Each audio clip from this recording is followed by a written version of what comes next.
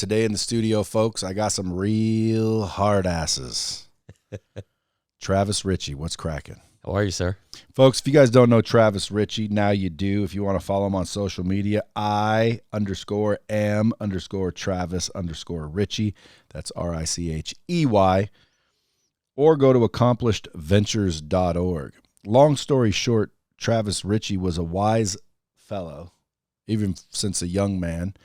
You know, obviously he wouldn't have had a hedge fund so young. Yeah, a wee lad. He was raising money, ended up raising the wrong kind of money or fucked up some kind of rule and ended up doing prison time, right? Exactly. If I read this, it may not even be right. Sometimes my research team gets it wrong. But this says, Travis Richey is an entrepreneur, advisor, and motivational speaker, having invested in over 25 startup companies the last 10 years. He knows a thing or two about success and, more importantly, failure in the road to success.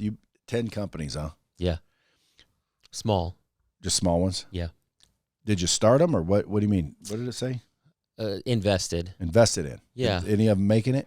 Yeah, actually, all of them. Oh, good. Yeah, it's right now. Every I mean, you could throw a dart at the board right now in COVID times and make money. If you're not, you're batting an idiot. 1,000. Yeah. So small companies though, blue collar. So ultimately, right now though, the big thing that you guys are doing is helping people with legal trouble, felonies. Correct. When they get out, transition into life without going back, and the recidivism rate, and you're basically helping felons.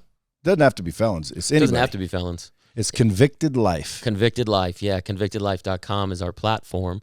But yeah, the idea is most of the individuals who go to prison use it as a revolving door. They don't have the tools, they don't have the resources, they don't have the community. I don't think they do it on purpose. I think they do it because of what you just said. It is. They don't know any better. Or people, you know, the system's hard to get out of if you don't know what the fuck you're doing. When I get the opportunity to sit down with like a Department of Correction or Bureau of Prison, I tell them all the time, I go, the system's not broken. And then they look at me like, oh, yeah, let him in. He's one of us, right? And then I get an audience of them and I go, this system isn't broken. This is how you intended the system to work. It's not broken. Yeah, it's a machine. It's a business. Absolutely. We're moving packages. You're moving people. Do you know that the Bushes own a company that prisons purchase from? Like I think it was called like ConAgra, which is literally convict agricultural, because they used prison workers at like 10 cents an hour to farm shit, which probably still do. Canned goods, which then that food was sold to the Bureau of Prisons to feed the prisoners. Yeah. It's crazy. Like, that's dirty, man. That's dirty. It's a business, bro. Yeah. But unless you want a black helicopter to come out of the sky and kill you, we should just shut up. We could take that helicopter to new heights. But now you're working with prisons. So now you're traveling around. You're doing work with prisons, teaching people how to not go back. Yeah. How to curriculum. win. Literacy is the key, in my opinion. I don't think it has to be an education in terms of a college education, but I think a lot of these guys are missing key components in literacy, life skills. Yeah. I would agree. So if somebody's in prison and they see you talk, do they like reach out to you after they get out? Every hour and while they're inside. Yeah. So I probably receive a couple dozen emails a day from different people, whether they're inside. They have tablets now that they're able to communicate on. They send emails through. So these tablets, better than a letter, I guess, because you can't hide acid in an email. True, but you want to talk about a $1 billion opportunity is the individual that took the email technology to the masses and said, "Don't worry about those crazy stamps any longer. Just give us your 39 cents." Back forth, back forth, back forth, back forth. Well, who's that? It doesn't cost 39 some large cents. Companies. Unless we want a black helicopter to come out of the sky, we'll leave them nameless till we're not recording. But there's only 3 of them.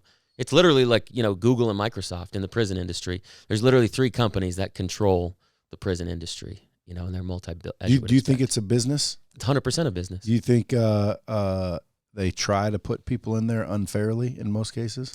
I think so. When I started Accomplished, I didn't want to get into a debate of what's a Schedule 1, what's a Schedule 3, is marijuana better than cocaine, is black or white or brown. I didn't want to get involved in that nonsense. I wanted to treat the individual. And so if I could set out and say, okay, if I could give this individual a fighting chance, while they're incarcerated. See, my biggest thing is reentry starts the day you go in, not the day you leave. And a Department of Corrections, I've never, and there's good people there, don't get me wrong. A lot of them will listen to this interview, and I work with a lot of them. There's good people there. But I've never met anybody who gets involved in prison work, to work at a prison, to unlock people's potential. No, dude, they want a paycheck. Correct. And where are most prisons at? Some crappy town in the middle of nowhere. Where else do you go to work for $47,000 a year, 12 vacation days a year, 2 weeks of PTO, and 25 years worth of pension? Yeah, and then as we all know, there's some people that do it because they're masochists. Yeah, a couple of weirdos. They're power hungry. Yeah.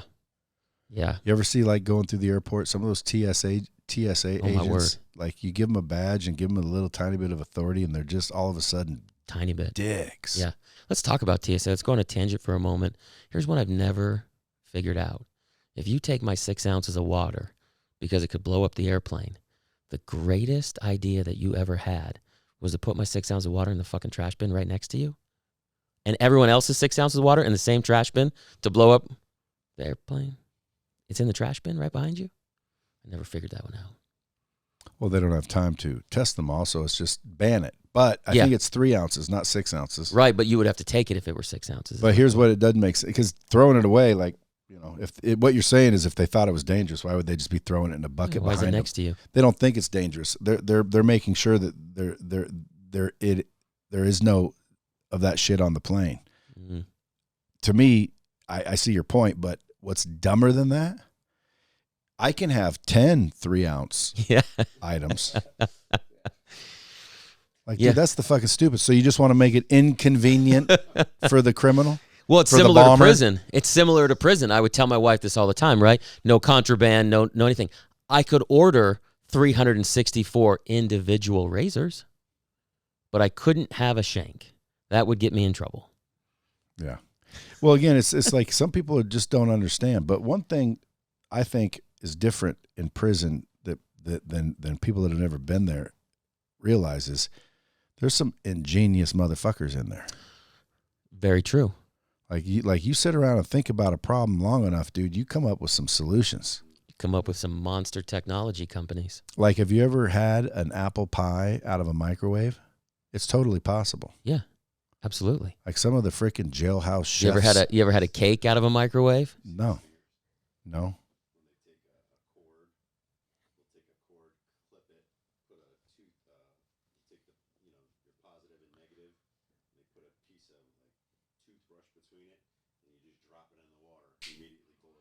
Yeah. No shit. But that's what I mean. Like, yeah. I mean, but that's MacGyver type shit. But I'm talking about like just, you know, what do you call it? Fishing, just anything. Letters, dude, they'll figure out how to flush something and it goes to cell 9. And then cell 9, 3 knocks, 2 taps, New England clam chowder. Yeah. And then depending on the level of the prison, even in severe lockdown, dude, there's people that are locked down 24/7 running the whole damn thing. Yeah. Like, how do they communicate? Yeah. How do they run everything? It's crazy. So a lot of ingenuity coming out of the old prison. And then when they get out, nothing. They don't understand how to do biz. They don't understand how to stay out of the cycle. Yeah. So you touched on a couple things. So one of our courses is a prison-style Shark Tank. And so we take that same idea, right? Walk in, what's on your mind? What have you been scheming up? What's your harebrained idea that you've got written underneath your bunk, and let's put it on paper. Is it viable? Yeah, because there's a lot of good ideas stemming from the old prison. This is literally where some of my investments in small businesses have come from. And then there's artists in prison. Damn good ones. Yes. Yeah. And you give a guy like that a tool. If he's a great artist, he just needs a good structure and a simple system. So is this what motivates you to do this convicted life? Yeah. Is you were convicted? Yeah. But you, when you got out, did fine. So did you guys apparently. We've all done fine. We've all done actually more than fine. Yeah, so it's not impossible. It's not impossible, but it's small incremental steps. Yeah, but you're all white kids. Good white kids. Yeah. Will it work if you're black or Mexican or Asian? Doing very good. I know. I'm just saying what the people will say. People will say. Yeah, it's easy for you. You're white. Well, not only that, but if you're a felon, you're a felon. Yep. When you mark that application, you ever been convicted of felony and you write yes, dude, you're a felon. That's all they see. They don't see black. They don't see white. They don't see Asian. They don't see Mexican. They see fucking felon. You're a criminal. Done. Ooh, and by the way, it's always a bad thing. Uh-huh. Like when people say they're an ex-felon, there's no such thing as an ex-felon. You're a felon or you're not. Correct. And by the way, for those uppity motherfuckers listening, you're probably a felon already. You just didn't get caught, bitch. Because, again, I hate when people look down on felons. Yeah. Dude, your dad's probably a felon. You're a fucking felon. You just didn't get caught, dickhead. Like, quit acting like you're better than everybody. There's a lot of people out there with a felony. They're not bad people. Yeah. They just fucked up. And there's a lot of people out there without a felony who are bad people. Yes. Hey, there's a bomb right there. And that's a fact, dude. That's a fact. So, again, remember when you're hiring somebody, just because they're a felon, that don't really mean anything. Like, find out who they are, what happened. Like, base the decision on that. Because sometimes, oh, you're a felon? Sorry. Well, no wonder it's designed to fucking keep sending them back. No one can hire them. They can't get a job, which is, by the way, bullshit. Correct. And that's a poor mindset on the felon's part. Like, just because you're a felon don't mean no one will hire you and there's nobody out there to help. You believe that, you're probably heading back. That's rationalizing why you got back into the drugs. Now, let's walk through a little bit of your thoughts on that convicted life, because I'm just guessing. I don't do this, but I would imagine, number one, mindset has a lot to do with them going back. It's where we start, absolutely. And then who they hang around has a lot to do with fucking whether they go back. Yep. It's very little to do with fucking actual knowledge. Like, mindset, get your habits dialed in. Get rid of the fucking idiots that are out there slanging dope and shooting people. And, if you're, from that neighborhood, the question is, well, how do I get out of that if I have no money? That's a good question. It's a great question. We've got a lot of answers to it, but I would go back to your mindset. I tell people all the time, there's plenty of people from your neighborhood that made it, but we don't like to focus on those people because it doesn't fit the narrative. What fits the narrative is that your dad didn't come home and that your mom was a prostitute and that you slung dope in 8th grade. That fits the narrative. So what else is a guy to do? I'm not 6'11", I can't play ball. That fits your narrative, but there's plenty of people who haven't succumbed to that narrative. So I teach them all the time. I'll teach them literally on the playgrounds in south side of Chicago. This is a true story, no ego. I will go to the playgrounds in the south side of Chicago, camera rolling, and we'll teach kids about their FICO score.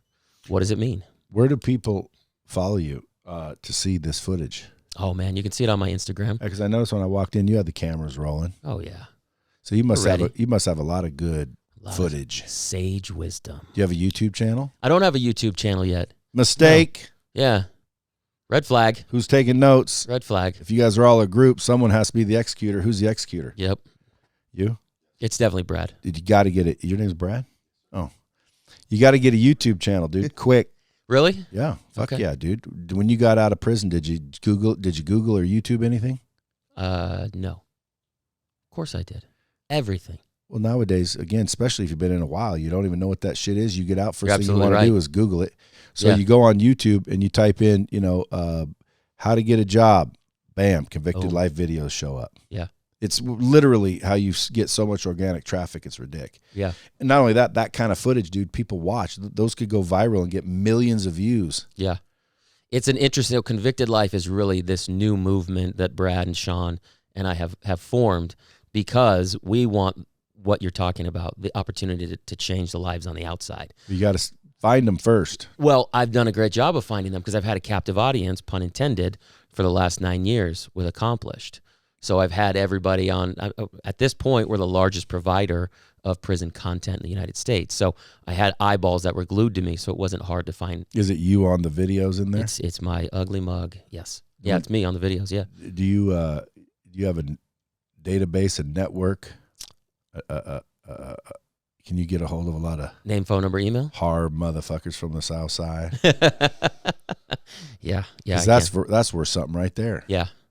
Yeah, that's what we're putting into play here with Convicted Life. Is Accomplished was a great curriculum platform and is a great curriculum platform. So if somebody's out there, they know somebody or they are a felon having a hard time, they should reach out? 100%. Yeah. Inside, outside, it doesn't matter. On parole, on probation, it doesn't matter. Well, inside, you know, 1 they can year, start 100 learning, years. but if you're in there for 20 years, what's the point? I'll tell you what the point is. I'll tell you a true story right now with Sean in the room. He can vouch for it.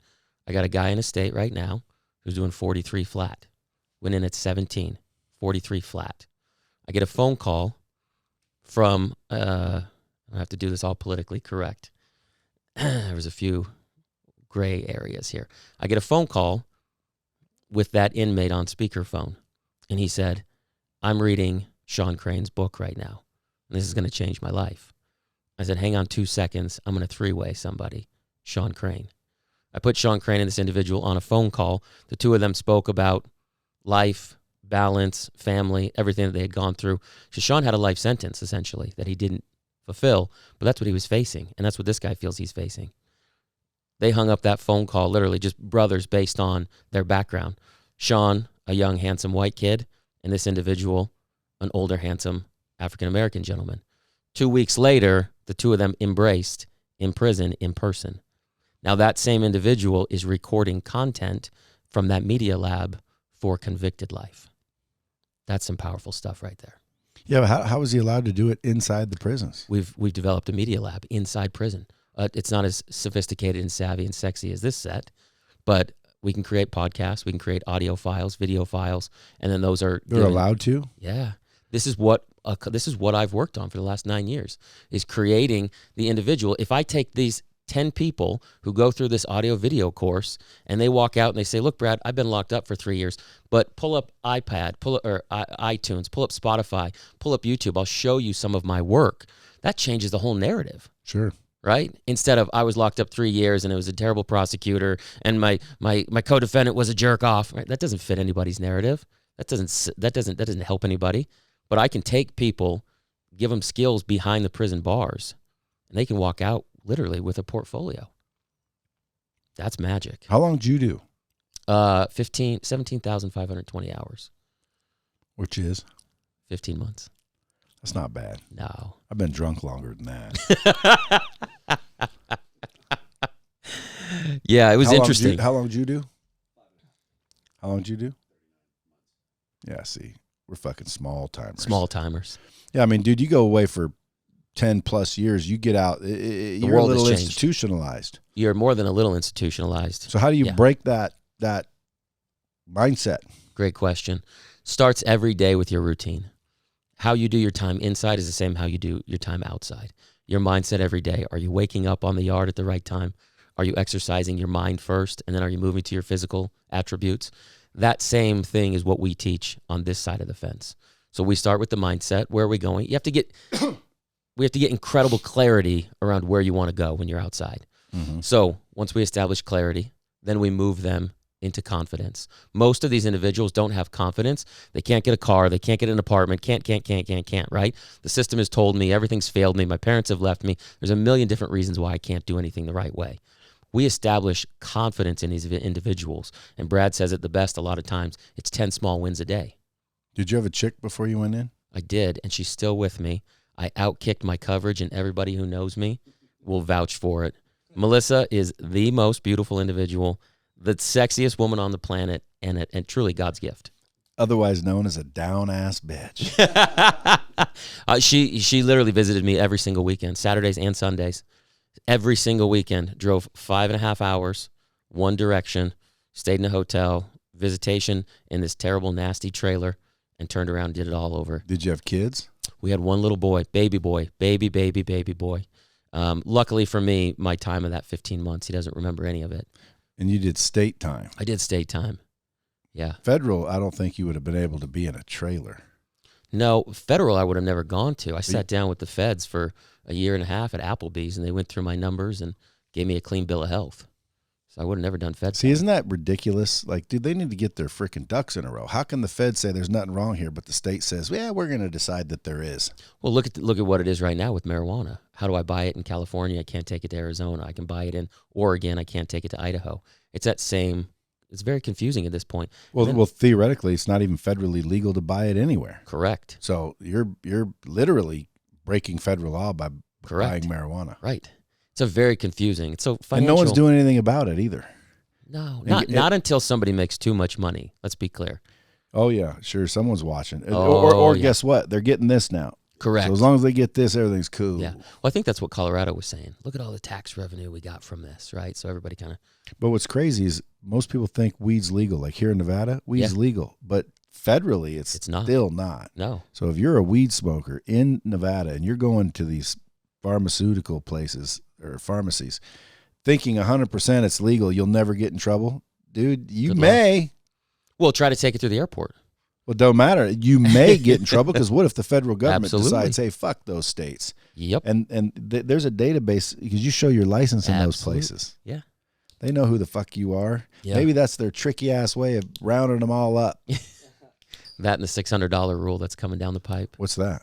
$600 rule for our current Sleepy Joe rule. Oh, that ain't never gonna make it. I don't think it's gonna make it, but it's crazy. Yeah, but why 600, bro? I don't know. My 10-year-old's Everybody's got $600. I mean, my gosh. But $600, that's everybody. Yeah. So they want to be able to have the rights to snoop in everybody's bank account whenever they want. Right. Here's what I always believe, even though I am freedom-based, constitutional-based, I believe, and remember, what we talked about earlier? Yep. I'm not necessarily a criminal. I've done criminal shit, though, that did not get caught for. When I was young, man, I used to do some stupid shit, and I never got caught. Otherwise, fuck, dude, I'm no better than any felon walking out those fucking prison doors. Okay, I've done some stupid shit, and I know everybody else has too. Hypocrite motherfuckers. But at the end of the day, I'm a law-abiding citizen. Like, I think we should follow the rules, right? Whatever the rules are, I think they should be followed. Yeah. What do you think? I agree. I think we should follow the rules. Yeah, so when these laws are set up, how come people don't just understand how to play the game? I always say, dude, tell me the rules and let me play the game. I'll give you an example. Here in Nevada, here in Clark County, prostitution is illegal, right? Correct. Okay, so if I'm a prostitute but sex isn't illegal, right? Two grown people can have consensual sex. Yeah. Okay, so is selling you this water bottle illegal? I don't believe so. No. So if a girl or a guy sells you this water bottle for $3,000 and they're so happy you bought it, they decided to fuck you. Where's the law being broken? It's okay to sell you this for $3,000 and out of pure gratitude, I think I'm going to freaking take care of you. Right. Two consensual people. Yeah. Hey, I appreciate you so much. This is what I'm going to do for you. Sure. That's not illegal. See what I'm saying? Like, I do. Figure out what the rules are and just be smart. Figure out how to play the game. Yeah, be smart. That doesn't mean break the law, and that doesn't mean be shady. Mm-hmm. It means use your head, especially when you're getting out. Because when you get out, number one, you got probation officers 9 times out of 10, right? Yep. How do you deal with that? Oh, straightforward. That's how you deal with that. Yeah. So what I tell everybody is when you're getting out with a probation officer, when you walk out with a blueprint, it's a different conversation than when you walk out with a record. So do you believe train them inside? Yes. 100%. Will help when they get out already. So you want them walking out already ready. I want them the very first day that they go down. I don't care if it's 1 day, 1 week, 1 month, or 100 years. Well, dude, I want them to retrain themselves. Well, dude, if the prisons are letting you do this, they're cooperating with you. Don't they realize they're going to ruin their own business? I don't know if they ever are. Oh, they will. I don't know. If there was no recidivism, our prisons wouldn't be overpopulated. You're 100% right. But I think as we move into that space and educate everybody, I think the pendulum swings even crazier the other direction for what you're talking about. What do you mean? Look at all the people that are getting arrested for not wearing a mask. Are they felons now? Yeah, but they're not going to prison. They could be a felon, though. A day in jail is not prison. Let's set the record straight. Agreed. But my point is, look how far the pendulum has swung to now be arrested.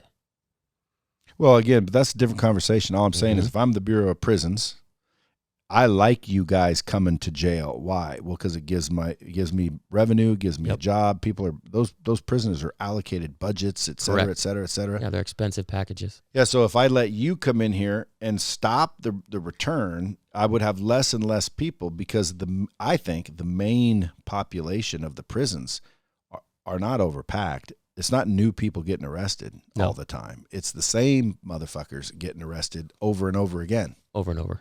Yeah, so it's like if you can fix that, bro, they're gonna screw up their business. The business model. The amount of people that we're helping versus the amount of people doing illegal shit, that cash cow will still be going for the prison. Yeah. I'm not worried about that. This will look to the Bureau of Prisons. This is like, hey, look at what we're doing. You know what I mean? Yeah, a lot of them use it. They use it as a PR. Do you ever get any people in the prison? Do you ever go live behind the bars? Yeah. Do you get anybody ever going, fucking punk, I'm gonna kill you? No. No. Because lifers, like they're just straight lifers, like they ain't listening to your shit. They love me. They're actually the guys that are most receptive. Crazy. If I were in prison for life, Yep. I'm gonna be the baddest, deadliest motherfucker I can be. So, or you could join my finance class and we could teach you how to take $100 and turn it into a couple $100,000 before you die and leave your family with something. Oh no. Baby. My family's gone. If I I'm in prison, there's no family anymore. No. Family's inside. Family's inside. A lot of Okay. people feel that way until they're in that situation and something changes. And a lot of people, not everyone. Yeah. Some people go that route. Dude, I'm talking about fucking, dungy, clanky prisons. I'm talking about Shawshank Redemption shit. Yeah, I've been Dude, if your family visits you for life, that's a fucking loyal family. You don't see that much. Yeah. There's some big shot They start callers that are seeing still- they see you every week, but dude, you'd have been there 15 years. Let's see where old Melissa might have been then. No offense, Melissa. Because it's always, who knows? Uh-huh. Well, I agree. But 15 months, 21 months, 4 years, 5 years, 6 years, that's fucking manageable. Right. But life, bro. You're not getting out. Correct. Why do I give a fuck about finance? You know what I give a fuck about? Running this yard, dog. Huh? Getting my tuna and my bed made. Your bathroom cleaned.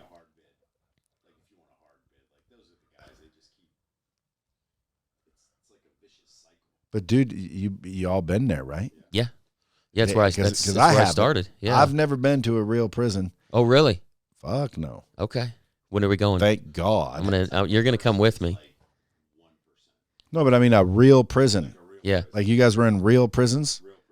Well, then you already know when you're in there, you got to protect yourself. You have to survive. It's not a fucking playground where, as long as you don't bother anybody, nobody bothers you. That's bullshit. Yeah, there's a lot of rules that you have to abide by. 100%. But how you do your time is what you make of it. Are you but and I don't know why I'm beating this dead horse, but I'm talking about lifers. They ain't getting out, bro. Yeah, I got a guy right now. You try to reach those guys? I reach them every month. Yeah, I visit them every month. But Yeah. do they respond? I got a guy right now who I could put you face to face with who's doing triple life. So in that case, you're just making prison life better. Correct. And you're making it safer for other prisoners. Because the less desperate and who gives a fuck their mindset is, correct, the better off the next person next to him is. But some of the things that I teach and a lot of these guys gravitate towards, you got a lot of time to have thought process in prison. It's just you and a 5x7. And so you start to have a little introspection, right? Yeah. So what do you want to do with the remainder of your days? You're going to die. But I've had a handful of guys, if not 2 handfuls of guys, who had life sentences who are all released. So there's certain conditions. Because of what they did? Because of what they did, because of changes in legislation, because of parole boards allowing them to leave early. I could introduce you to a couple handfuls of guys who got life sentence, if not longer. Who are out there doing good things, who are writing books, who are doing TED Talks, who are touring the country after their life in prison. Well, they got out though. Correct. But that's the hope that I think that they hang on to. Yeah. Is when you're inside, you're not dead yet. And so if you don't act as though you're dead yet, like how do we make prison life a little bit better? Well, not to, I don't care about triple lifers because I feel bad for them too, but I'd be more focused on the people that are getting out in the next 5-10 years. Why? Correct. Yeah. Because that matters. It does. You ain't getting out for 40 years. Take the class in 30. It does. Yes. But here's what I can tell you. Here's what some things that are cool. I do have a couple lifers that I talk to now who have taken classes and their kids have reached out and their posterities reached out and said, hey, how do I open up a a 401k? How do I set up my, my Vanguard account? So I've had a lot of that, which has been pretty cool. And to me, I can make a difference in that life, and he or she can make a difference in the life of their posterity. It's a win. So did you get out and go get your MBA? No, I got that before. You had it before you went in? Yeah. Now, at 25, you say 25 you were running a hedge fund? Yeah. 10 million under management. And you just raised money incorrectly? Yeah. Yeah, that's what it came down to. So a blue sky law, a Reg D rule for everybody who's super excited and Googling this. The state of Arizona didn't register the same way that the federal government registers securities laws. Simple as that. We didn't register with the state of Arizona. We registered with the SEC, still on file to this day. State of Arizona, 6.5 years after we took the investment in, indicted me. Well, were you supposed to register with the state? You can either register with the state or you can register federally. And you did neither. I did. I registered federally. Yeah. Then what are you in trouble for? Because the state supersedes the federal securities laws. But if they know you did federally, what were they saying you didn't do? You failed to do? What was I your didn't charge? register with the state transactions of an unregistered securities dealer or salesman in the state of Arizona. What constituted security? If I sell that water bottle or these headphones to you, they would be a security. And anything over $99,000 in Arizona is a felony. So if you sell me something for $100,000, that has to be a registered security, act exactly. in the state? Correct. And if you're doing it without that, what happens? You're an unregistered salesman. And you can go to prison for that? Yeah. Yeah. What? Yeah. You and me both. Drop the bomb. What? Arizona. It's unbelievable. When I first when I first Did you ever do the chain gang with Arpaio? No, my case is pretty wild. So writing a book about it right now, but my case is pretty wild. So never, ever at any point, I fought this for years, right? I was never arrested. I was never handcuffed. None of it. I was literally white collar indicted by the state of Arizona, attorney general style. Knock on the front door, here's your book, here's your pamphlet. I was so naive, Brad, to this point about the criminal justice system, about any of that. I literally who is this guy? This is interesting. Okay. I drove downtown to his office, the attorney general. Lady, plexiglass, bulletproof, tiny, like, can we help you? What, are you lost, drunk, confused? I said, yeah, this guy. I want to talk to this guy. And she was like, that's not happening. You should probably get an attorney. I was that naive. I was like, this is miscommunication. This is crazy talk. What's going on? I was that naive to the process. So from that point all the way until I was sentenced, 6.5 years later, went in the courtroom, never taken into custody. So it's a very confusing process, right? It wasn't like you jaywalked, you got in trouble for, you hit someone with your car, there was a consequence. Very confusing process. Did you piss somebody off? You better believe it. Who? It's a very interesting story. Yeah, but that's what it sounds like happened. Yeah. So somebody with some connections said, Yeah. hey, that dude needs to fucking get taught a lesson. Yeah. Yeah, so there were some family connections along the way that rubbed the wrong judge and jury the wrong way, and so that trickled over to me. And so, Dude, that's a bummer, isn't it? it's pretty wild. Let me tell you, it is a bummer, right? But I spent so long trying to figure out, you do these things as human. Why me? You pray, right? You ask God to make it go away. You text all of your friends that, might have taken the bar to get their advice. You do all these different things as you're going through it. Like, what is going on? Why is this me, right? You kind of check these boxes. I'm a good person, and I helped this old lady cross the street. But to me, I found my purpose when I was inside. I found my purpose in those 17,000 hours. I realized that if I was to change the world, I had to change myself first. And I also realized that I could change the mindset of other people. Most of these people, when they were out there, they felt like they were a victim. They had this victim mentality. But if I could control the narrative and I could help you walk out and say, I spent this time inside, but let me tell you what I worked on. I worked on myself. I worked on my physicality. I worked on my mentality. I worked on my spirituality. I worked on my financial attributes. I worked on all these things, and they made me the human that I am today, and I'm crushing it.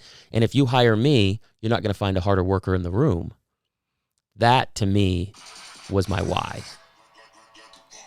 I don't know why if it's on silent, it still lets you hear that. Like, But I found my purpose inside of a prison cell, brother. And so I want to take those same guys and teach them that the only limits that you have in life are between your ears, and that biography is not destiny. And this isn't something you're dreaming about. You're already doing this. Doing it, brother. You got the most. You got something about you got your curriculum in more prisons than, like, how many did you say? Yeah. So our prison curriculum right now is on 400,000 tablets on a daily basis in over 125 institutions around the country and growing. So my goal is to have our curriculum on 1 million tablets. I can only grow as quickly as, the institutions will implement tablets. Yeah. I think, I'll tell you what, here's a bomb for you, and we got to figure out a way to do this. I decide what the bombs are, friend. Okay, fine.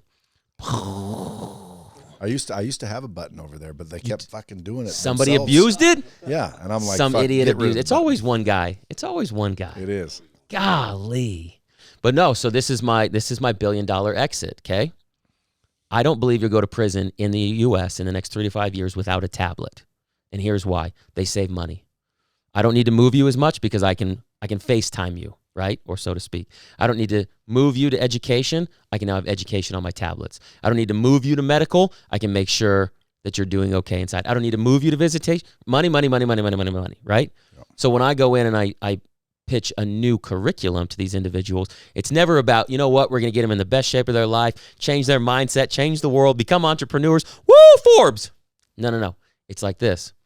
The less people that you have stabbing one another, the less medical, the less dollars, the less movement, the less ambulance, and the more bottom line. And they're like, get him in here quickly. Get him in here fast. So I've used that. To me, that's my gift. I can articulate that. I don't look like your typical individual who served hard time. And so I can walk into a room full of legislatures and governor's offices and say, here's where you guys are wrong. You guys are doing a reentry program that's spiral bound from Kinko's circa 1984 from the Reagan administration on a bus line. Let me tell you what happens. These guys get out. The first thing they buy is what is in all of our pockets, an iPhone or an Android phone. And on their way to some parole or some halfway house or probation, instead of scrolling on, some OnlyFans website or swiping left to get laid tonight, they could have a job, get a cell phone, have medical insurance, and realize where they're going in their world. I can give them that. Day one. That's a narrative. But I don't think they want that, do they? Yeah, they do. Right now they do. Because if they don't, what happens? They go back? Yeah. That was a good setup. We don't want that. No, we don't want that. So what was the bomb that you were claiming? I have so many bombs. But what's the bomb? So many bombs. I know, but you said here's the bomb. Yeah, the 1 billion exit strategy is that we've got to figure out how to take you got 4.5 million people incarcerated. That's it? Yeah, on a nightly basis. Keep in mind, that's the people that are going through the system are still. I thought there was more than that. No, through the system, I'm talking 4.5 million people that have a sentence at the moment, right? Because I think United States is one of the highest. The highest? Yeah, really? The highest. Yeah, the United States has the highest incarceration rate out of any country on the planet. Mm-hmm. What about all the people that are listening right now that are just dead set against felons and convicts and, you guys shouldn't have broke the law? They should have been breastfed longer. They've got an insecurity problem. I apologize that their father left them at a young age. I can't solve any of those problems for you. But can you help non-convicted people get the same? Because again, it's going to work. Have you ever met somebody who's not a felon who has a limiting belief? Yeah. Okay. Have you ever met someone who's not a felon? All I'm saying is people don't have to be a convicted felon to reach out to you guys. No. Convicted life is for anyone that wants to get their shit together. Convicted to making a change. Yeah. Our mission is to help the underdogs in life. So you remember when I said I'm going to do something next year that might fit with you guys? It might just blend together. I say if you're not making $300,000 to $500,000 a year, you're missing some information. I agree. I got the information that you need, and if you prove that you have the information, I'll even hire you. And I don't care if you're a felon or not. Right. So, I'll hire you at one of my companies and give you the job that if this information will make you $300,000 to $500,000 minimum, and then some. Maybe if you're good, but you just do what I tell you. Mm-hmm. Could we roll out a pilot course? $250,000 to $500,000 easy. I get hit up all the time from people going, "Holy shit, dude!" And it hasn't been a program. It's people calling me for advice. I'll say, "Do this, do this, do this, do this, do this." then 6 months later, they call me back showing me their paycheck stubs going, holy shit, dude, I didn't think it was possible. Really? Well, it's totally possible, dude. Listen, I mean, at the end of the day, money's not hard to accumulate if you know what you're doing. You got So it. if you're not making $300,000 to $500,000 a year and you want to, you should just, see, when I launch this, because I got to get prepared. Otherwise, I'm going to get thousands of DMs. Correct. And I don't want, so don't be DMing me right now, folks. Just pay attention. Stay glued to my social media. Mm-hmm. And again, to me, I can put that right with you guys, and you guys have a freaking running flow of people that still can do it. Because I think it's going to be helpful of people getting out to make money. Correct. Money matters. Money changes lives. It sure does. Absolutely. And especially if you're fresh out of prison, because 9 times out of 10, the reason why people have to go back and do the shit they were doing before is because there's no way to make money. You got it. I tell these guys all the time inside. Sorry, go ahead. No, I said exactly. And what about the guy who's working a 9 to 5 making $40,000 a year, but he wants to make $500,000? I can help them. Yeah, there's a whole demographic of men 28 to 35 or even younger than 28 who need what we want to teach them, who need that blueprint. Oh, yeah. We want to reach them too, not just the felons. That's our passion, our background. But we want to reach those 25-year-old guys who are like, man, what skills do I need? Dude, even a 20-year-old guy. Exactly. Oh, yeah. 18-year-old guy, you don't technically. need to go to college, come to convicted life. We're going to show you the way. Kind of like that. I mean, we want to mentor those guys who are hungry and need the information. Take it and give it to them. What kind of success stories you guys rocking already? For people or business? Yeah, people. People? I got a gentleman right now doing Triple Life. He's been with me on the financial literacy course for 9 years and started out with $10,000. And through some just basic financial literacy, staying the course, we've had a pretty good swing, let's be honest, in the market. But he's turned $10,000 into $85,000 over the last 9 years on his own from behind prison, which is a pretty difficult thing to do, right? You're not getting, we've got stock tickers and trades and Ameritrade and E-Trade and Robinhood and all this other stuff at our disposal. So I find him to be an incredible success story. I've got a gentleman in the Midwest who did 23 years, got out, and now runs a couple trucks for me, got his CDL, and goes from Chicago to Atlanta on a 5-day-a-week route. He's making about $8,000 a week after 23 years. I got a guy doing the driving. Correct. Do you realize that you can make more money doing the dispatching? Yes. I just found out, like, from this dude I know, he's making at least $1.5 million dispatching. Correct. When you have that, you need that infrastructure in place to be able to move the freight. Yeah. That's no. The next step. He's using he's like a no expense dude. He just knows where these boards are. Yes, the load boards. Yeah, the boards where like someone posts, hey, I need this from A to B. He said all someone has to know how to do is work the trucks, meaning instead of hauling that to there for $2 like he wants, you go to him and say, hey, I'm going there, and I get $1 from him, I make room in the truck, I get $1 from you, and now I'm making way more money because I'm not just taking his shit. I'm taking a bunch of people's shit. Mm-hmm. And he says that's the secret sauce. I would imagine. Yeah. Our stuff is small. You know, these guys that get out, they want a dedicated, what do I do every day, 5 days a week? How do I make good money? And when you give a guy who's done 2 decades in prison, you know, an $85,000 truck, and we go halves on it in terms of load and, you know, risk and responsibility, and the guy turns around and makes 6 figures a year, that's a life changer. Yeah, it is. And you don't have a book, you said one's coming? Yeah. Yeah, it's at the editor right now. Maybe a movie will be based on that. Should be. Like, hey, Jordan Belfort. Jordan, yes. Jordan, if you're listening, reach out. It's Travis at accomplishventures.org. What do you want him to reach out for? I got to get together with the guy. I mean, like, he hasn't taken his curriculum in this demographic. Yeah, I'll just introduce you. Okay. Old Jordan Belfort. Old JB. But that's a great example. Like, he wrote Wolf of Wall Street in prison, I think. Yeah. And then they made a fucking movie off of it. Yes. Which is why he's famous now. Correct.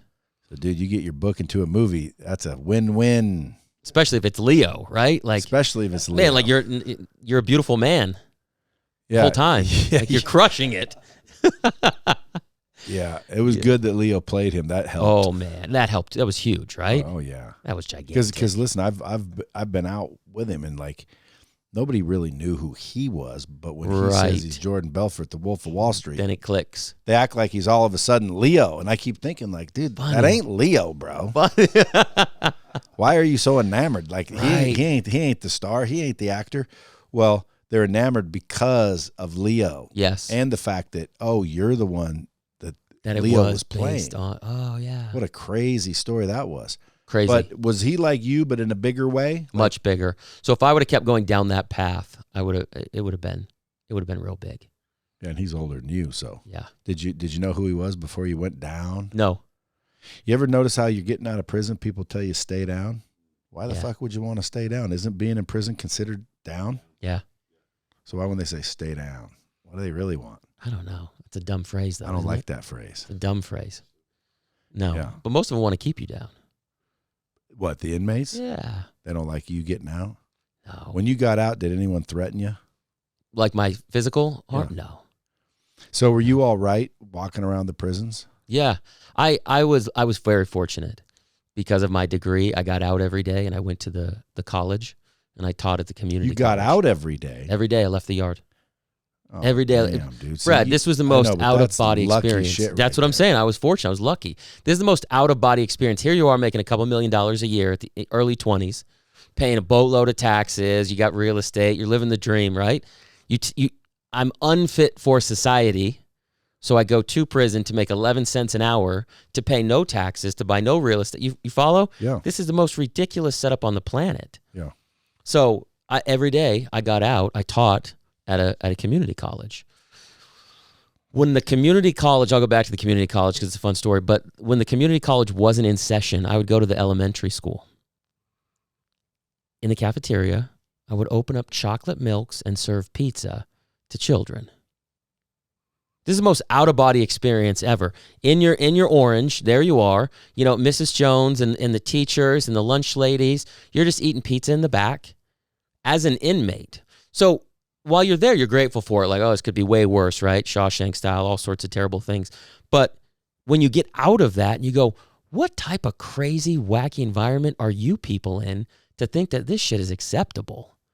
I mean, the superintendent had to buy in. The principal had to buy in. The parents, you got little ones. I got little ones. These guys got little ones. You imagine walking in, you surprise your daughter for her birthday in kindergarten, and there's me opening her chocolate milk with me and 6 of my buddies. Who's considered a bad person? Bad. Too bad to be out of society, but okay to be unsupervised with your kids. Bro, it made no sense to me. So when the community college wasn't open, we go to the elementary school. But I was valuable on the yard to the inmates because I went to the college and I had all of the other yards that would meet there. So we would disseminate information, all of your kite flying, who does this, who does that, who gets this, who gets that. So I was valuable to the yards for that reason. But then I was also valuable to the correction officers, the COs, because I would establish a precedence. Most of the time when people would talk to me, it was about something that was intelligent.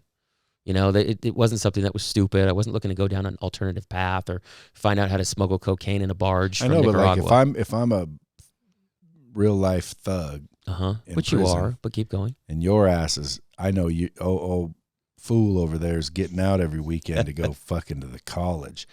And I know someone that needs to be, I know shit that needs to be brought back. I have messages that need to be delivered. I'm going to grab you. And if you don't do it, and this criminal shit I'm talking about, you don't do it, well, we'll see about that. You didn't get none of that? None of it. So you got lucky. Lucky. Because, dude, there's people in there. They're trapped, man. Oh, for sure. You got to walk in, number one, where the wood's at. Correct. You better get with your color. Yep. Better sit with them, know them, talk with them. So there's prison rules that you got to abide by, dude. And if you don't, you're fucking in danger. Yep.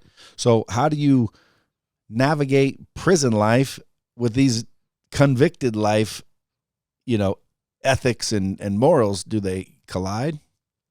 On the outside now with our course? No, dude, inside. Inside. No, they don't collide. No. I stayed true to who I was. Both these guys, during their prison time, they both stayed true to who they were. For me, dude, when certain prison rules, man. Have you ever seen Shot Collar? Yeah, but here's the thing, man. Here's you don't think Shot Collar's real? It was very similar to how real he is. It's actually a great movie. Yeah, yeah, it's a wild story. I think they had a great consultant, because Yes. when I was watching it, I'm like, dude, that's pretty close to the real thing. Simple as this. You get fucked with on the street, you're going to get fucked with in prison. Yep. You don't get fucked with on the street, you're not going to get fucked with in prison. It's simple as that. I don't know about that. Well, to an extent. You know what I mean? Like, I know, but I'm talking about to the extreme. Like, Yeah, but if I'm on the street, I'll know how to navigate through to get myself out of shit and stay out of harm's way. yeah, but like this dude was a good dude, crashed, killed somebody in a car accident because he was drinking, so he had to go to prison, went to prison, and the shot callers came along and said, dude, you don't go fucking do work. yeah, but he No, was on a work different you. yard. He was So- on a different yard. I know, but that's what I'm talking about. Yeah, my stuff is not on that type of yard. But what No. about people on those type of yards? Oh man, I deal with it. I don't deal with it personally. I hear about it, right? Because I visit those yards. So the people who the gentleman I just told you who's doing 43 years, he doesn't deal with prison politics, but he set the precedence that he's not involved in it, even though he's going to be on that yard for another 2 decades. Yeah. So when you set the precedence, whether you're inside or outside, I think that's how you live your life. What were you going to say? Well, first of all, like a lot of those are high power yards, but what you're saying is sometimes you can't avoid that. There's places you go, like you're saying, where, like in the movie, you have to click up and you have to do these certain things or they're going to get you. So those guys either comply or they figure out a way to get off that yard. They say, my life's in danger, I can't be here, whatever it takes to get off that yard, or they stay and comply. And 5 years of their life, they're brainwashed and dedicated to that gang or that activity. But we're talking about luck or being unlucky. Maybe they're unlucky, but they still have a choice. They can find a way off that yard, but no one wants to do that because that's dishonorable. That's looked down upon. Usually you get taken off that yard violently. So it's not a good position to be in if you're one of those individuals. And a Well, lot you of- should make a course on that. Well- There's a gentleman who we're working with who wants to create that course. He can speak to it. And usually those yards are high power. Yeah. Level 3 and 4, you've done stabbings, you're there for a violent crime, you're in the prison politics. If you have a lower offense, first term, white collar crime, you're going to a different yard. It's a different scene and situation. But a lot of those guys on those, a lot of those guys on those yards, and you've interviewed some of them. A lot of those guys are like, they come out, they're institutionalized. It's very difficult for them to navigate the real world when they get out. Yeah. Because they want to be in that world. It's more comfortable for them. And this is hard to believe for a lot of people who haven't done it. It's more comfortable for a lot of people to be inside. 3 square meals a day. You know where your bed's at. You don't really have to do much. You got a little bit of a work. You got a little bit of money. You know, you kind of have a little bit of power. It's not difficult. You're not worried about the Edison bill. You know? Well, when people get out, I think the scarcity mindset Yes. and the people they're hanging around and the environment they allow themselves to remain in and or whatever. Because again, well, I can't help it. That's excuses. You can help it. They You can. are choices. So if you get the right information and you really want to do something about it, I think those are challenges, but they're easily overcomable. I agree with you. Is but overcomable a word? it now is. Is it two M's? Yeah. How do Yeah. you spell it? Right. ABL. Is it ABLE? If you have Yeah, but even with zero resources. It's resourcefulness. Well, you have Not to resources. You have to have a abundant mindset. You have to. Yeah. You have to be hungry for it. I remember when I got out, I was scared. I was sleeping in a trailer on my aunt and uncle's property. Over 2,000 days in prison. Like, what the hell am I going to do now? And I started digging through my contacts. And I'd been working on myself the whole time I was in prison. So I had some belief that I could do this. But I was still scared, and I had to fight that battle here every day. Every night when I couldn't sleep. Finally, I got an opportunity to work in a gym, personal training, and I just grew from there into coaching, into speaking, and what I get to do now. But it's that mental battle that you got to fight. And like you're saying, you got to believe it's possible. If you have the scarcity mindset, you're going to settle for the first thing that comes your way. Mhm. That 9 to 5, that easy job just to take something. You know, I had a position working for my uncle's company and doing tree work. I had a job waiting for me, a manager position, like a decent job. But in my eyes, that represented just settling. Like I wanted more than that. So what we want to do is give those individuals either coming out or working that 9 to 5 they hate the opportunity to transcend, you know, to make that $500,000 a year. So where do they go if they want to do that? ConvictedLife.com. Convictedlife.com. Folks, if you aren't following these dudes, well, the main dude that the interview's with is Travis Richey, but you don't see two folks on the couch. Brad Modrich. Where's you at Brad _ Modrich? Boom. everything on social media. And then Sean Crane I thought it was Sean Crane Carter. Sean Michael Crane. I knew it was 3 names.